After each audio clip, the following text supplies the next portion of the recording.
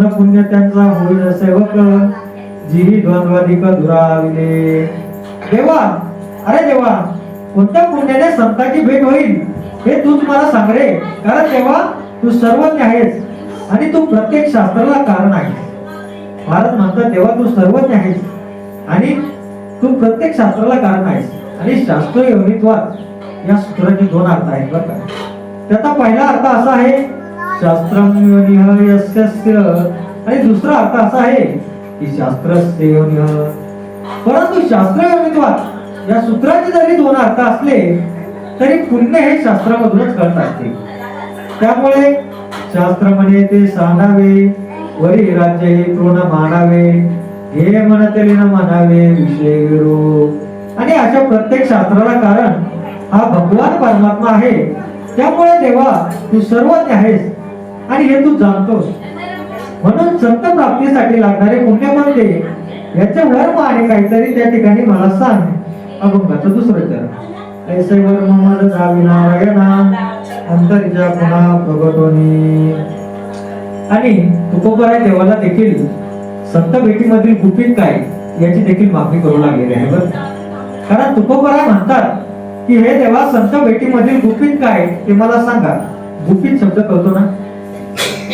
एखाद्या वेळेस समाजामध्ये जगत असताना आपण नाही म्हणत का, आणि तो तुला काय म्हणून गेला, त्याची काहीतरी गुपित गोष्ट मला सांग. त्याचप्रमाणे तुकोबराय म्हणतात की हे देवा, संत भेटीमधील गुपित काय ते मला सांगा. कारण संतांची भेट होणे ही इतकी सोपी गोष्ट नाही. मी तुम्हाला थोडक्यात पाठीमागे सांगितलं की संतांची भेट होणे फार अवघड गोष्ट आहे. कारण संत फार विरळे असतात, फार विरळे असतात.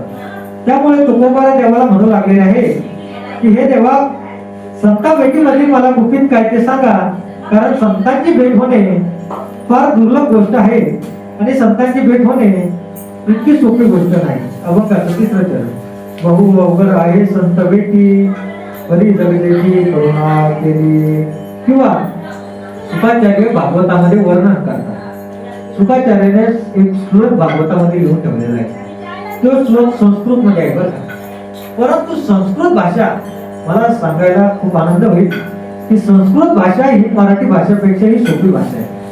कारण जोपर्यंत तुम्हाला संस्कृत कळत नाही तोपर्यंत तुम्हाला वाटतं संस्कृत अवघड आहे. एकदा तुम्ही संस्कृतचा अभ्यास करा, नक्कीच तुम्हाला संस्कृत भाषा सोपी वाटू लागेल. आणि शुकाचार्य भागवतामध्ये वर्णन करतात की दुर्लभो मानुष्य देव देहिनाम क्षणभंगुरः, तत्रापि दुर्लभम मने वैकुंठः प्रियदर्शनम. शुकाचार्याने देखील भागवतामध्ये वर्णन केलेलं आहे की दुर्लभो मानुष्य देव देहिनाम क्षणभंगुरः, तत्रापि दुर्लभम मने वैकुंठः प्रियदर्शनम. शुकाचार्य म्हणतात की सर्वप्रथम आपल्याला मनुष्य देह प्राप्त होणे दुर्लभ आहे. परंतु मनुष्य देह प्राप्त होणे हा किती दुर्लभ आहे तर तुकाराम महाराज सुंदर असं प्रमाण देतात की तुकाराम महाराज सांगतात, पावला हा देह काकटाळी न्याय न घडो उपाय घडवाले. तुकाराम महाराज सांगतात की पावला हा देह काकटाळी न्याय घडो उपाय न घडवाले. सर्वप्रथम आपल्याला मनुष्य देह प्राप्त होणे दुर्लभ आहे. परंतु एक दिवस थोडक्यात सांगायचं झालं की एक दिवस होतो असा, सगळ्यांनी लक्ष देऊन ऐका बरं का, ऐकण्यासारखी गोष्ट आहे. एक दिवस होतो असा, एक आंधळा असतो आणि तो आंधळा स्नानाकरिता नदीवरती जातो. परंतु तो आंधळा स्नानाकरिता नदीवरती गेल्याच्या नंतर तो सहजपणे आपल्या कमरे इतक्या पाण्यामध्ये जातो. आणि कमरे इतक्या पाण्यामध्ये गेल्याच्या नंतर तो आंधळा सहजपणे आपले दोन्ही हात असे वरती करून घेतो आणि रामकृष्ण हरी म्हणून टाळी वाजवतो. परंतु टाळी वाजवल्याच्या नंतर त्या आंधळ्याच्या हातामध्ये सहजपणे एक कावळा येतो आणि तो कावळा त्याच्या हातामध्ये आल्याच्या नंतर तो आंधळा त्या कावळ्याला घट्ट पकडून ठेवतो. परंतु घट्ट पकडून ठेवल्याच्या नंतर आता तुमच्या मनामध्ये एक शंका निर्माण झाली असेल की तो तर आंधळा होता, त्याच्या हातात कावळा आला हे त्याला कसं मिळालं. तर त्या शंकेचं समाधान करण्यासाठी मी निश्चित इथं बसलेलो आहे आणि त्या शंकेचं देखील मी समाधान करेन. परंतु तो आंधळा होता, त्याला डोळ्याने दिसत नव्हतं परंतु कानाने मात्र व्यवस्थित ऐकायला यायचं. आणि त्याने तो कावळा घट्ट पकडून ठेवल्याच्या नंतर तो कावळा ओरडू लागलेला आहे, काव काव करू लागलेला आहे आणि तो त्या काव काव करण्याचा आवाज त्याच्या कानावरती पडला.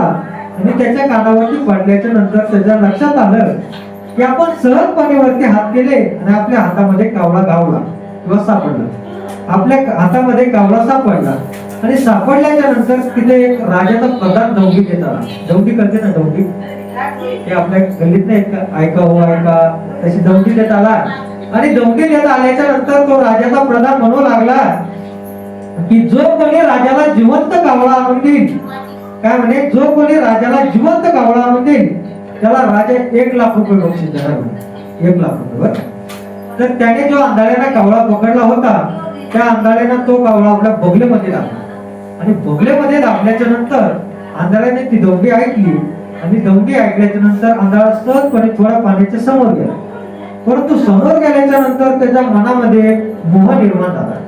मोह म्हणजे लालच बरं का. मोह निर्माण झाला की त्याला वाटलं की बाबा आता आपण एक कावळा पकडला तर आपल्याला एका कावळ्याचे राजा 1,00,000 रुपये देणार आणि आपण आता जर दुसरा कावळा पकडला तर आपल्याला राजा या कावळ्याचे 1,00,000 रुपये देईल, त्या कावळ्याचे 1,00,000 रुपये देईल, असा त्याला मोह निर्माण झाला बरं का. परंतु मोह निर्माण झाल्याच्या नंतर आता तुम्ही मला खऱ्या अर्थाने एक गोष्ट सांगा की त्याने तो बगलेमध्ये कावळा दाबलेला होता, आता तो खरंच दुसरा कावळा पकडेल का? नाही पकडू शकत ना, कारण त्याने तो बगलेमध्ये कावळा दाबला होता आणि त्याच्या मनामध्ये मोह निर्माण झाला की बाबा आता आपण दुसरा कावळा पकडला तर राजा आपल्याला अजून 1,00,000 रुपये बक्षीस देईल. आणि त्याचप्रमाणे त्याने आपले हात परत सहजपणे वरती केले, रामकृष्ण हरी म्हणून टाळी वाजू लागला. परंतु जो बगलेमध्ये होता तो देखील उडून गेला.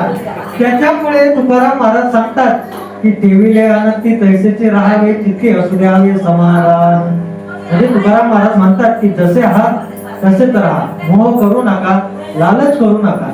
जसं भगवंताने तुम्हाला ठेवलंय तसंच तुम्ही राहा, कारण की जास्त लालच माणसाला कधीही वाईट मार्गाला किंवा धोकादायक वळणावरती घेऊन जात असते. त्यामुळे माणसाने जास्त लालच केली नाही पाहिजे. आजकाल आपण बघतोय की कलियुग चालू असल्यामुळे खूप पिढी वाईट मार्गाला जाऊ लागलेली आहे. या विषयावर मी थोडं 5 मिनिटं ते प्रवचन संपल्याच्या नंतर बोलणार आहे, परंतु आता आपला विषय तो नाहीये.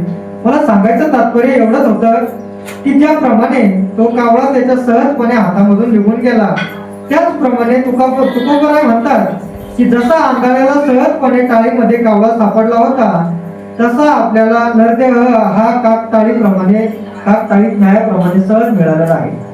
त्यामुळे मनुष्य देह मिळणं ही गोष्ट फार दुर्लभ आहे. आणि त्याचप्रमाणे मनुष्य देह जरी प्राप्त झाला तरी परमात्माची आवड लागणे दुर्लभ आहे बरं का. कारण आपण बरेचदा बघतो की मनुष्य देह आपल्याला प्राप्त होतो परंतु आपल्याला देव धर्म नको आहे. आणि आजकाल कलियुग आहे, कलियुगामध्ये बरेच लोकांना असं झालेलं आहे की बाबा मनुष्य देह मिळत असताना मनुष्य त्या ठिकाणी वाईट कर्म करतो, वाईट मार्ग करतो आणि देवाचे देखील दर्शनाला जातो. आपल्या इथं उपस्थित आहे श्री रेणुका माता मंदिर आहे, आपण सेवा देखील त्या देवीची केली पाहिजे, कारण ती देवी नवसाला पावणारी देवी आहे बरं. आणि ती देवीच्या नंतर ती मला वाटतं माहूरगडची देवी आहे बरोबर ना. आणि माहूरगडची देवी सर्वश्रेष्ठ देवी आहे. त्या देवीची मी तुम्हाला नक्कीच 5 मिनिटांनंतर कथा सांगेन. परंतु सर्वप्रथम मनुष्य देह प्राप्त होणे ही गोष्ट दुर्लभ आहे. परंतु मनुष्य देह जरी प्राप्त झाला तरी परमात्माची आवड लागणे दुर्लभ आहे. परंतु जरी परमात्माची आवड लागली तरी संतांची भेट होणे दुर्लभ आहे. आणि जरी संतांची भेट झाली तरी संतांची आपल्यावरची कृपा होणे दुर्लभ आहे. कारण ज्या पुण्याने मनुष्य देह प्राप्त होतो त्यापेक्षा वेगळ्या पुण्याने काहीतरी त्या ठिकाणी परमात्माला लागतो. आणि ज्या पुण्याने परमात्माला लागतो त्यापेक्षा वेगळ्या पुण्याने संत भेटत असतात. आणि ज्या पुण्याने संत भेटत असतात त्यापेक्षा वेगळ्या पुण्याने संतांची आपल्यावरती कृपा होते. परंतु ज्या पुण्याने संतांची आपल्यावरती कृपा होते त्यापेक्षा वेगळ्या पुण्याने कृतार्थ होतो. कृतार्थ करतो ना, कृतार्थ म्हणजे स्वरूप स्थिती, म्हणजे स्वतःच्या रूपाची स्थिती, त्याला म्हणतात कृतार्थ. ज्या पुण्याने संतांची आपल्यावरती कृपा होते त्याचपेक्षा वेगळ्या पुण्याने कृतार्थ होतो. आणि एकंदरीत बघायचं झालं तर हे सर्व पुण्याचे प्रकार आहेत बरं, सर्व पुण्याचे प्रकार आहेत. परंतु कोणत्या पुण्याने संतांची भेट होईल हे देवा वाचून कळत नाही. कारण संतांची भेट होणे फार दुर्लभ गोष्ट आहे, फार दुर्लभ आहे. आणि संत फार विरळे असतात. आता तुम्ही म्हणसाल की जेव्हापासून व्यासपीठावर बसला तेव्हापासून एकच गोष्ट सांगणार संतांची भेट होणे फार दुर्लभ आहे आणि संत फार विरळे असतात. तर तसं नाही, तुम्ही एकदा शास्त्र वाचा. शास्त्र वाचल्याच्या नंतर काही गोष्टी अशा असतात की त्या सहजपणे माणसाच्या लक्षात येत नसतात. त्यामुळे जर तुम्ही शास्त्र वाचलं तर तुमच्या नक्कीच लक्षात येईल की संतांची भेट होणे ही किती दुर्लभ गोष्ट आहे. आणि खऱ्या अर्थाने सांगायचं झालं तर संत हे सहजपणे कोणालाही भेटत नसतात बरं का. आता असा गैरसमज पाडू नका की मी इथं बसलो म्हणजे मी संत. तर मी संत नाही, तर तुकोबराय संत आहे, ज्ञानेश्वर माऊली संत आहे, शांतीप्रभा एकनाथ महाराज संत आहे. आम्ही संत नाही, तर आम्ही संतांचे पाईक आहे. कारण संतांनी आम्हाला जे दिलंय आम्ही तेच समाजामध्ये तेच बी पेरण्याचं आम्ही काम करतो. कारण जे पेरलं तेच उगवणार आहे. आणि आजकाल कलियुग चालू आहे, कारण देवाची गोष्ट कोणालाही नको वाटते. आणि काही कालांतराने वाईट आम्हाला या गोष्टीचं वाटतं की काही कालांतराने दिवस असे येणार आहे आपल्यावरती, लोक देखील वाईट पोशाख घालायला हा देखील निवडू किंवा धोतर घालायला लाजवेल. आणि लाजवल्याच्या नंतर लोक म्हणतील हा कोण आहे, तो कोण आहे. त्यांना माहितच राहणार नाही की महाराज लोक आहेत. कारण आता दिवस बदलत चाललेले आहेत. आणि माझा विषय तो नाहीये. मला सांगायचं तात्पर्य एवढंच आहे की संतांची भेट होणे फार दुर्लभ गोष्ट आहे. कारण संत फार विरळे असतात. उदाहरणार्थ चंद्रवंशके सेववेल असता दाता रवी धरवेल बाह्या वेळा सागर तरवेल तरीच्या साधूची भेट न होई का ऐसे कैसे आणि भेट तिथे साधू. सर्वप्रथम आपणाला चंद्राप्रताचं पान करता येईल, समुद्रावरून देखील पोहून जाता येईल. काय म्हणतात, तर आपल्याला चंद्राप्रताचं पान करता येईल आणि समुद्रावरून देखील पोहून जाता येईल. म्हणजे नदी किंवा नदी असो किंवा समुद्र असो, आपल्याला त्याच्यावरून देखील पोहून जाता येईल. परंतु अशक्य त्या ठिकाणी गोष्टी घडतील नाही बरं का. आणि अशक्य त्या ठिकाणी आपल्याला गोष्टी करताही येतील. परंतु संतांची भेट घडणार नाही, संतांची भेट आपल्यासोबत होणार नाही. कारण संत फार विरळे असतात. हे खूप दुर्लभ गोष्ट आहे. संतांची भेट होणे फार दुर्लभ गोष्ट आहे. शेले शेले न माणिक्यम मौक्तिकम न गजे गजे साधू नाही सर्वत्र चंदनम न वने वने. आणि महाराज सांगतात की शेले शेले न माणिक्यम मौक्तिकम न गजे गजे साधू नाही सर्वत्र चंदनम न वने वने. म्हणजे संत फार विरळे असतात. त्यामुळे संतांची भेट होणे फार दुर्लभ गोष्ट आहे. परंतु काही वस्तू अशा असतात की त्या सफल असतात पण त्या दुर्मिळ असतात. त्याचं उदाहरण सांगायचं झालं म्हणजे अन्न. तर काही वस्तू अशा असतात की त्या दुर्लभ असतात पण त्या सफल नसतात. उदाहरणार्थ वाघिणीचं दूध. आता सांगायचं तात्पर्य एवढंच आहे की वाघिणीचं दूध काढायचं म्हणलं की सोन्याचं पात्र लागतं. परंतु एक वेळेस आपल्याला सोन्याचं पात्र देखील भेटेल, पण वाघिणीचं दूध काढताना भेटेल का? नाही भेटणार. कारण की त्याच्यासाठी वाघाचं काळीज असलं पाहिजे. आणि वाघासारखं काळीज हे माझ्या वाघासारखं काळीज भेटणे फार दुर्लभ गोष्ट आहे. आणि वाघिणीचं दूध काढायचं म्हणलं की वाघाचं काळीज लागतं. परंतु वाघाचं काळीज हे फक्त माझ्या छत्रपती संभाजी महाराजांकडे होतं. अरे माझ्या शंभू राजाने सिंह काढला होता. सिंह वाघाचा काळीज होणे ही प्रत्येकाची योग्य गोष्टी नसते. माझ्या संभाजी राजाकडे वाघाचं काळीज होतं. माझ्या छत्रपती शिवाजी महाराजांकडे वाघाचं काळीज होतं. अरे माझे दोन ढाड्या वाघ छत्रपती संभाजी महाराज, छत्रपती शिवाजी महाराज हे देखील स्वराज्यासाठी लढले. एकाने स्वराज्याचं रक्षण केलं तर एकाने स्वराज्य स्थापना केली. तर एकाचं काम नव्हे तर सर्व मावळे संभाव घेऊन चालणारे छत्रपती शिवाजी महाराज आणि छत्रपती संभाजी राजे माझे असे होते. अरे यांच्याकडे वाघाचं काळीज होतं, परंतु दुसऱ्याकडे वाघाचं काळीज होणे ही गोष्ट कोणालाही साधिक नसते. कोणाकडेही वाघाचं काळीज नसतं. माझं सांगायचं तात्पर्य एवढंच आहे की कोणाकडे हे वाघाचं काळीज नाही. त्यामुळे वाघिणीचं दूध काढणं फार दुर्लभ गोष्ट आहे. परंतु संत ही गोष्ट अशी आहे, संत हे अशा असतात की ते दुर्लभ पण असतात आणि ते सफल पण असतात. तर तुकोबराय संतांच्या भेटीमध्ये सफल काय हे अभंगाच्या शेवटच्या चरणामध्ये सांगतात की तुका म्हणे मग नये मृत्यूवरी सुखाचे शेजारी पौरीन तो बा भाई काय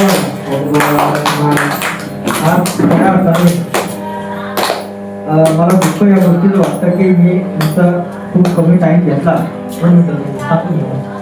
खूप कमी टाइम घेतला कारण की आज झाला असं सर्वप्रथम माझ्या प्रवचनाचा वेळ होता 11 ते 12, परंतु विषय असा झाला की काही कालांतराने माझ्या पर्सनल कामानिमित्त मी आज वेळेवर पोहोचू शकलो नाही.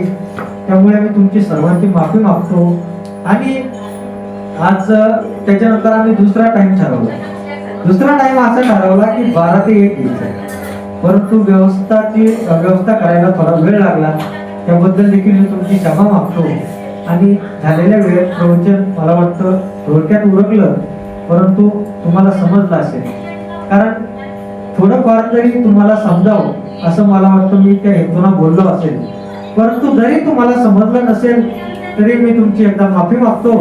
आणि तुमचा मुलगा म्हणून, तुमचा भाऊ म्हणून, तुमचा नातू म्हणून मला या ठिकाणी माफी असावी.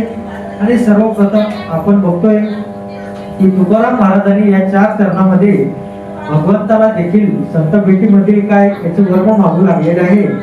संत भेटीमधील गुपित काय याची देखील भगवंताला मागणी मागितली. आणि आपण आजकाल बघताय की कलियुग चालू असल्यामुळे भगवंताला लोक नकोच म्हणतात. देवाच्या दर्शनाला जायचं की लोकांना जिव्हार येतं, लोकांना कंटाळा येतो. परंतु तुकोबरायांनी निस्वार्थपणे भगवंताची सेवा केली. आणि निस्वार्थपणे भगवंताची सेवा करत असताना तुकोबरायाने चोरीला संसार होता, त्यामुळे मी तुम्हाला एक छोटस प्रमाण दिलं होतं. चोरीला हा संसार त्यागीला हा काढला. त्यामुळे तुकोबराय संसार सोडून परमात्माची सेवा करत होते. त्यामुळे समाजामध्ये भरपूर लोक तुकोबरायला नावं ठेवू लागलेले होते. तुकोबरायला भरपूर लोक वाईट म्हणू लागलेले होते. परंतु सांगायचं तात्पर्य एवढंच होतं की आजकाल कलियुग चालू आहे. त्यामुळे संसार सोडून नव्हे तर तुम्ही संसारात जाऊन देवाची सेवा करा. कारण देवाची सेवा केली तर ती माणसाला कुठेच कमी पडत नसते. आणि तुकाराम महाराज म्हणतात की तुकाराम महाराजांनी देवाने सांगितलं की तुकाराम महाराजांनी देवाला वारंवार त्या ठिकाणी संत भेटीचं मागणी केली होती. संत भेटीमधील गोपित काही देखील मागू लागलेले होते आणि वर्म त्या ठिकाणी मागत होते. परंतु तुकोबाला याला देवाने सांगितलं की जर भगवंताने आपल्यावरती कृपा केली, काय ऐकावं काय, जर भगवंताने जर आपल्यावरती कृपा केली तर संतांची आपली भेट निश्चित होते. त्यामुळे भगवंताने आपल्यावर सर्वप्रथम कृपा करायला पाहिजे. आणि तुम्हाला जर वाटत असेल की भगवंताने आपल्यावरती कृपा केली पाहिजे तर श्री क्षेत्र हंदोला येथे तुमच्याच गावामध्ये रेणुका मातेचं मंदिर उपस्थित आहे. आपण देवीची सेवा केली पाहिजे, देवीची निस्वार्थपणे पूजा अर्चना केली पाहिजे. तुम्हाला एक गोष्ट सांगतो. आता असं झालं, मी छोटा झालो त्यामुळे माझ्या छोट्या मुखाने थोडी छोटी गोष्ट सांगतो आणि मला वाटतं तुम्ही लक्ष देऊ नाही.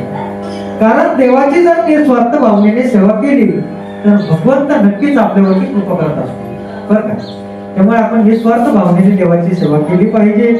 आणि आपल्या इथे सुंदर असं छोटस मंदिर आहे. मंदिर छोटच आहे परंतु त्या मंदिरामध्ये बसलेली माता ही खूप मोठी आहे.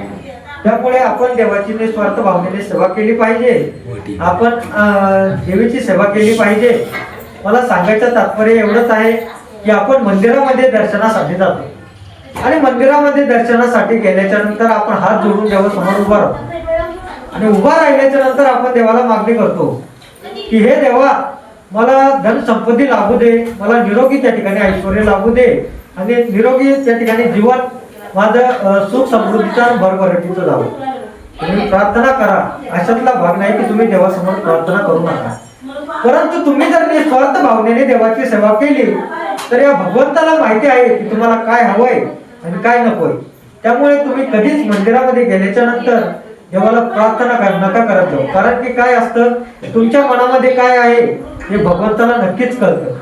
आणि भगवंत तुम्ही जर निस्वार्थपणे देवाची सेवा केली तर भगवंत जे तुम्हाला हवंय ते नक्कीच देईल. आपल्या इथं असणारे उपस्थित मंदिर रेणुका मातेचं आपण या देवीची देखील सेवा केली पाहिजे. मला वाटतं रेणुका मातेची कथा सर्वांनी श्रवण केली असेल. ऐकली का देवीची कथा? ऐकली कधी?